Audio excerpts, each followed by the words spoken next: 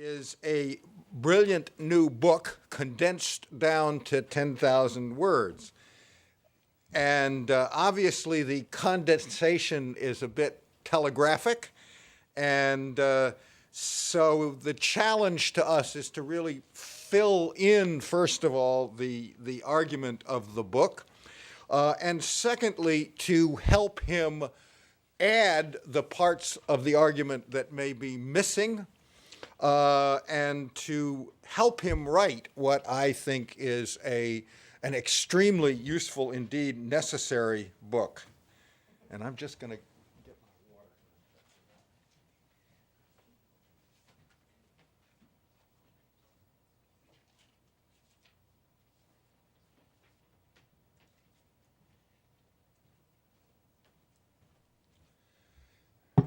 So our task is indeed almost as daunting as Michael's, and therefore I'd like to start with the very easy part, which is just to applaud some of the basic orientations and the basic way in which he defines his task.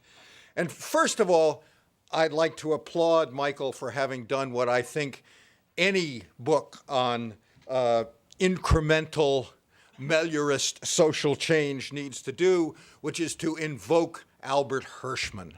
And of course, Michael does that invocation very nicely. And I think that Albert is really the sort of perfect overshadowing model of both a commitment to doing this kind of work and also a model of how it's done. So I just wanted to underline that first of all. Now, the second thing that I think is obvious and that we will all applaud here is the notion that work on the rule of law needs a, quote, completely different approach. And the completely different approach, or the approach from which it must be completely different, is, of course, the accelerated modernization through transplanted best practice approach. Now, what I think, however, is more interesting than Michael's simple condemnation of this 40 years of failure approach is the fact that he underlines very clearly why this particular strategy is so powerfully attractive to policymakers, especially those operating under the aegis of international organizations such as the bank, but for a wider range of policymakers as well. And why this accelerated modernization through transplanted best practice approach is particularly attractive precisely in an area in which failure is the norm, and therefore, and also precisely in an area in which the measurement of positive outcomes is diffuse and problematic. And so, in short, he lays out at the beginning of the paper in very compelling terms why it is that if you are the unfortunate person who is assigned the task of implementing the rule of law in an environment where it does not currently exist, you will almost inevitably gravitate toward what's the best practice, let me transplant that best practice. And I think I think it's very important to set out that argument as well as to critique the failure of that strategy to provide any kind of, or not any kind, but to provide sort of consistent and measurable success as opposed to 40 years of failure. Now, the problem is, of course, that having started out with his appreciative Hirschman-esque desire for melioristic incremental change, and then having laid out in such a compelling fashion why the likelihood of people using strategies which will achieve such change is low, but rather the likelihood of their using very different strategies is high, he ends up in the sort of classic contradictory position of having demonstrated his irrepressible optimism of the will while tightly and compellingly arguing his case for the pessimism of the intellect. And as as is usually the case, this is sort of a an admirable position to be in, but not one that one wants to be in if, like Michael, one actually wants to break through this somehow and transform his dilemma into something that will actually produce results. So he does, in fact, have at least a strategy for trying to get out of the box that he sets up so successfully at the beginning of the paper, and that strategy, I think, deserves to be applauded as well. And first of all, in general terms. First of all, he does have an alternative mode. His mode of focusing on the actual social interactions involved in changing the way in which legal and extra-legal norms and processes evolve. And furthermore, he does have this very sort of specific set of interactional goals focused around equitable contestation, indigenous debate, and countervailing power, and so on. So he does have a vision of what could be an alternative mode. Right?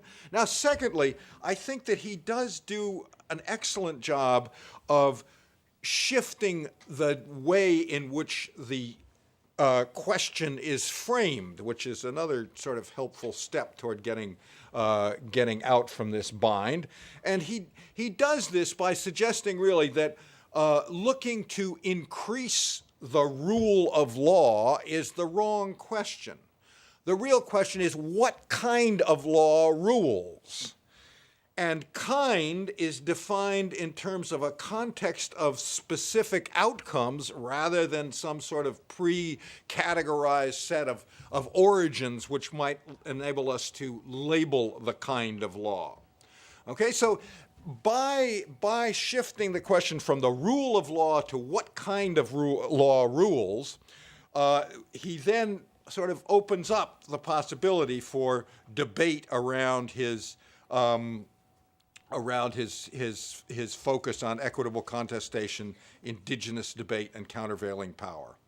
Okay, and then he goes further and gives us his 6 paths, which sometimes I had a hard time understanding the semiotics of the little arrows that were moving in sort of positive ways through the various boxes and so on.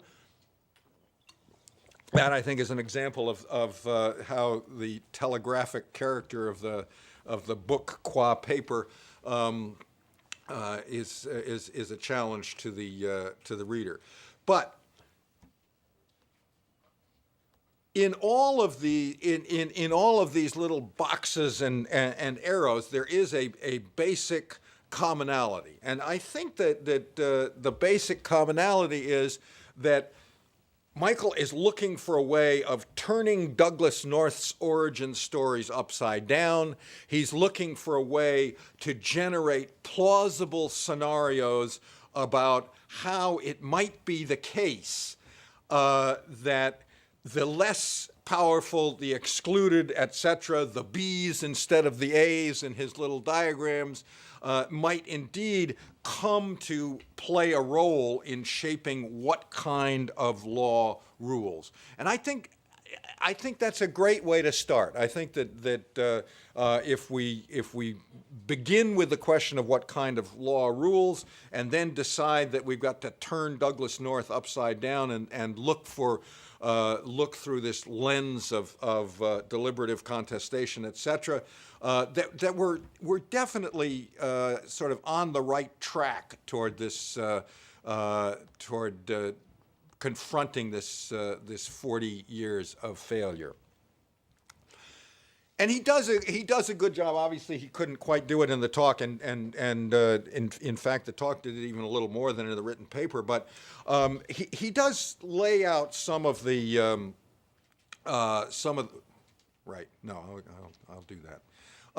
He does lay out some of the sort of concrete processes involved in his different different arrows and boxes. However, the question of how bureaucratic incentives can fundamentally be reset, which I think is his, I think that's the heart of the problem, the nut you're trying to crack here. That question is still, to my mind, unanswered in the text or the argument as we have it now. And I frankly am unclear how you're going to reset those bureaucratic incentives, particularly in view of your comments at the end of the talk, which you diplomatically left out of the written version of the paper, which is the grave dangers of trying to mess with power. I mean, that's a sort of a larger version of the specific bureaucratic incentive problem that you laid out in the paper. The other challenge that I think is to me at least more tractable, but needs to be addressed in a more direct way, and obviously not in the first 10,000 words, but is a Potterized question of context. We have these 6 paths. We have interesting descriptions of the concrete sort of interactional strategies that might enable us to follow these paths. But there is lurking in the background the question of what kind of structures of power are vulnerable to the various paths. What kind of structures of power, for example, are vulnerable to invocation? What kinds of structural power are vulnerable to deliberative contestation? Because obviously, if you choose a path in the context of a larger structure of power that is obdurate in the face of that particular strategy, you're going to be beating your head against the wall. And so some consideration of the larger contexts which will lend themselves to either creating a possibility for using one of these particular paths, or will cut off the possibility of this particular path, I think is an essential sort of complement to your analysis of the particular kinds of interactions that you talk about.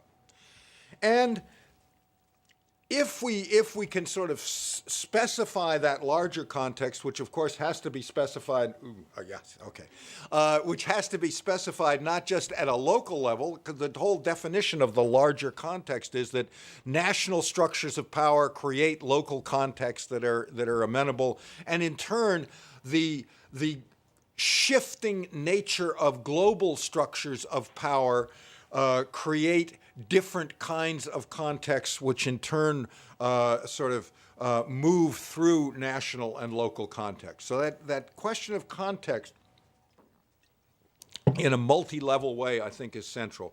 But I would suggest that the most interesting place for you to start is actually in this question of what would create incentives that would enable you to move toward this alternative form. And they have to be some kinds of incentives that are connected to intermediate measurements of short-term success, because even in your strategy, the probability of getting success in the short or medium term that is sort of overarching in terms of outcomes is obviously small.